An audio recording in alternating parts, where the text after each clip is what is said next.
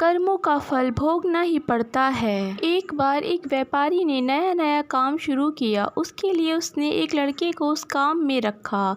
वह लड़का अपने काम में बहुत कुशल था। व्यापारी ने सोचा कि लड़का इतनी मेहनत करता है, क्यों न कमाई का 10वां हिस्सा इस लड़के को दे दिया करूं। इससे 10 वंत का पुण्य भी मिल जाएगा। वह लड़का पूरी ईमानदारी से काम करता था और व्यापारी ने रहने के लिए उसे अपना पुराना मकान दे दिया था। कुछ ही सालों में उसका व्यापार बहुत ज़्यादा तरक्की कर गया।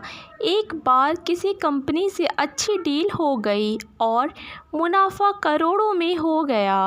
अब व्यापारी का व्यापार बढ़िया चल रहा था।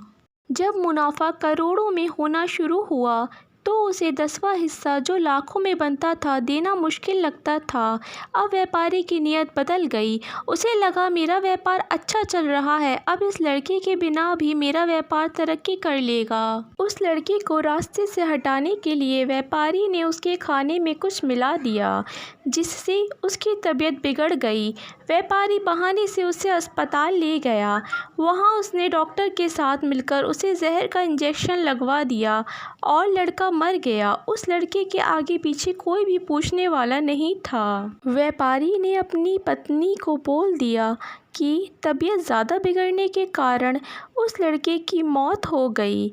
लड़के की मौत के 1 साल बाद उसके घर बेटा पैदा हुआ।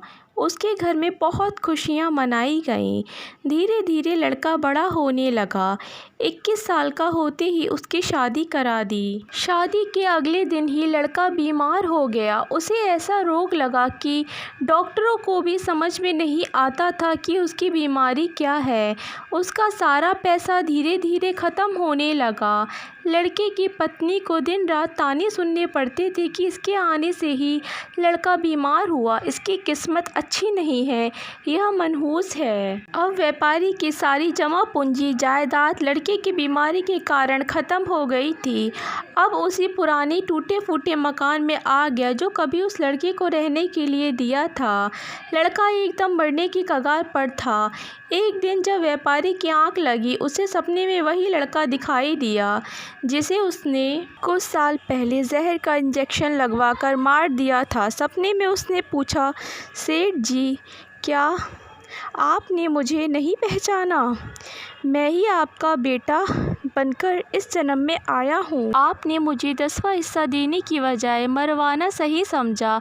अब उस 10वें हिस्से का कई गुना आपको मेरी बीमारी पर लगाना पड़ा। व्यापारी कहता है कि मैंने तो तुम्हें मरवाया तो अपने उस कर्म का फल भोग रहा हूँ। उस लड़की की क्या गलती है? उसने क्यों शादी के बाद एक दिन भी सुख नहीं भोगा? लड़के ने कहा कि वह डॉक्टर जिसने मुझे जहर का इंजेक्शन दिया था, इस जन्म में वही मेरी पत्नी बनी है। मुझे इंजेक्शन लगाने के अगले दिन ही उसकी मौत हो गई थी। एक डॉक्टर का कर्म होता है अपनी दवाई से किसी की जान बचाना, ना कि उसकी जान लेना। वह भी अपने पिछले जन्म के कर्मों का ही फल भोग रही है। जब व्यापारी जानता था कि उसे लड़के को इंजेक्शन लगाने के अगले दिन ही डॉक्टर एक दुर्घटना में मर गया था, जिस दिन व्यापारी को सपना आया उसी दिन उस लड़के की मौत हो गई। सच ही कहते हैं, कर्म फल भोगना ही पड़ता है। व्यापारी को उसी जन्म में भोगना पड़ा। उसका बेटा मर गया और उसकी ज़मीन जायदाद सब खत्म हो गई। डॉक्टर को अगले जन्म में उसकी पत्नी बनकर भोगना पड़ा।